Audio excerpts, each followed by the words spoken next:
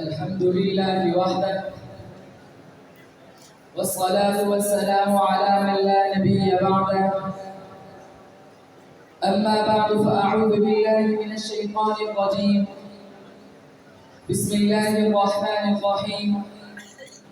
وما أرسلناك إلا كافة للناس. صدق الله العظيم.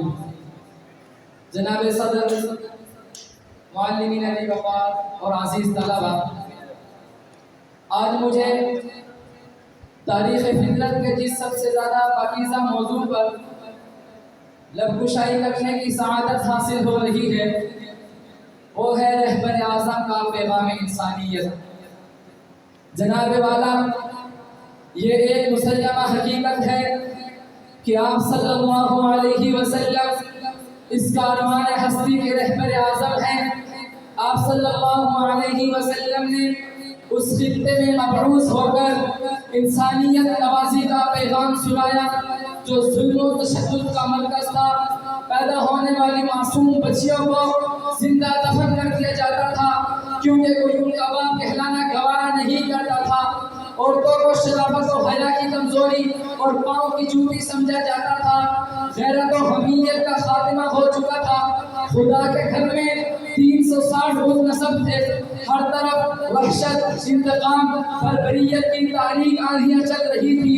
انسانیت رو رہی تھی. مظلوموں، مجبوروں، بے نواؤں کا کوئی پرسان حال نہیں تھا. ایسے ہی میں خدا کی رحمت کا مہر بے گناہ مراد ہو گیا اور آپ صلی اللہ علیہ وسلم اس کاروان ہستی کے رہبر اعظم بن کر تشریف لائے. آپ آئے تو روتے دلوں کو قرار آ گیا. مایوس انسانوں نے سمجھا جہاں بہار آ گیا. بس میں ہستی پکار اٹھی تو عالم کا افتخار آ گیا. مایوسوں کا حامی و مددگار آ گیا اور کوہ فاراں کی چوٹیوں سے آواز حق گونج اٹھا. وہ دیکھو نور برساتا عرب کا تاجدار آیا. وہ دیکھو نور برساتا عرب کا تاجدار آیا. غلاموں، بے نواؤں، بے کسوں کا غمگسار آیا. جناب والا، رہنمائی دنیا کا مشکل ترین منصب ہے. پھر اس قوم کی رہنمائی جو ذلت اور رسوائی کی آخری حدوں کو چھو رہی تھی، یہ کام بہت مشکل تھا. لیکن آپ صلی اللہ علیہ وسلم رہبر اعظم تھے، مجسم رحمت تھے. آپ صلی اللہ علیہ وسلم میں ازل سے ابد تک تمام محاسن موجود تھے. آپ صلی اللہ علیہ وسلم میں داؤد علیہ السلام کی دانائی تھی، شعیب علیہ السلام کی شفقت تھی، موسیٰ علیہ السلام کی پامردی تھی، اسماعیل علیہ السلام کی سیادت تھی، نوح علیہ السلام کا شوق تبلیغ تھا. آپ صلی اللہ علیہ وسلم کی ان رہنمایانہ صفات کو دیکھ کر اہل نظر کو کہنا پڑا، یا صاحب الجمال و یا سید البشر، یا صاحب الجمال و یا سید البشر، من وجهك الكريم، من وجهك المنير، لقد نور القمر، لا يمكن الثناء كما كان حقه، بعد خدا ظلمته لسه مختصر. جناب والا، جب حضور اکرم صلی اللہ علیہ وسلم اپنی ابدی قیادت کا جھنڈا لے کر آگے بڑھے تو عالم انسانیت کے خزاں رسیدہ گلشن پر بہار آ گئی. لوگ آپ صلی اللہ علیہ وسلم کو ایک نظر دیکھ رہی ہے کہ اٹھے کہ اللہ کی رحمت بشکل محمد مصطفیٰ آ گئی. صدیوں سے بگڑے ہوئے معاشرے کو سنوارنا بہت کٹھن امر تھا، لیکن آپ صلی اللہ علیہ وسلم کوئی عام انسان نہیں تھے.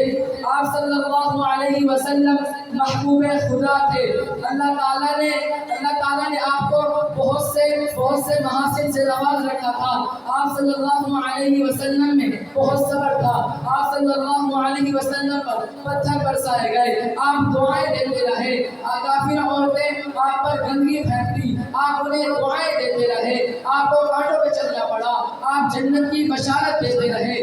آپ کے ماننے والوں کی زندگی تنگ کر دی گئی، لیکن خدا فیصلہ کر چکا تھا، واللہ متم نورہ ولو کرہ الکافرون.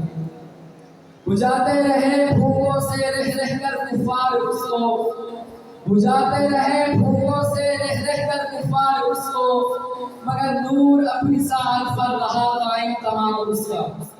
جناب والا، آج کا معلق سوال کرتا ہے وہ کون سی قوت تھی جس کے بھروسے پر آپ صلی اللہ علیہ وسلم نے تنہا پورے عرب میں اسلام کا جھنڈا لہرا دیا، تو قرآن وہ میرے نبی کا اخلاق تھا جس کے بارے میں قرآن کہتا ہے لَقَدْ كَانَ لَكُمْ فِي رَسُولِ اللَّهِ أُسْوَةٌ حَسَنَةٌ۔ سیدہ عائشہ کے الفاظ میں قرآن حضور صلی اللہ علیہ وسلم کے کردار کی تفسیر ہے۔ آپ سراپا شفقت ہے، آپ کی نافانی سیرت انسانیت کے لیے بہت بڑا پیغام ہے، کیونکہ کچھ ان کے خلق نکل لی، کچھ ان کے پیار نکل لی، کچھ ان کے خلق نکل لی، کچھ ان کے پیار نکل لی، مسخر دنیا اس طرح شہ ابرار نکل لی، وما علینا الا البلاغ المبین۔